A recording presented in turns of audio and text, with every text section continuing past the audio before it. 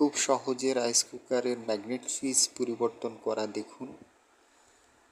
Labour সুইচের সঙ্গে যে পিনটি লাগানো আছে প্লাস দিয়ে আলতো করে পিনটি বাঁকিয়ে দিন, দিয়ে তিনটে পিন আছে, তিনটে পিন আনলক করে নিন, নিয়ে যে মূল ম্যাগনেটিক সুইচটা বের করে নিন।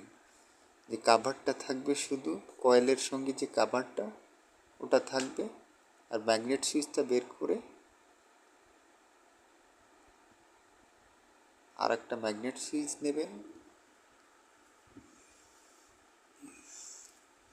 আর একটা নতুন ম্যাগনেট সুইচ নিয়ে কাভারটি বের করে ফেলবেন। তিনটি পিন আছে, সোজা করে আলতো করে কাভারটি বের করে ফেলবেন।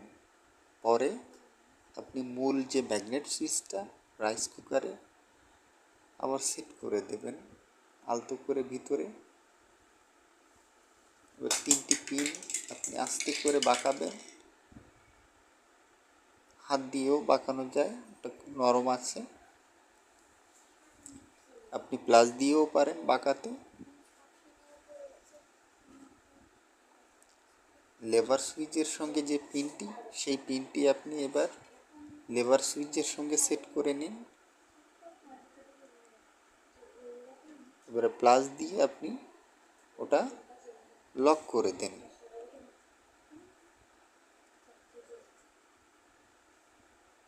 ব্যাস হয়ে গেল আপনার ম্যাগনেট সুইচ পরিবর্তন করা।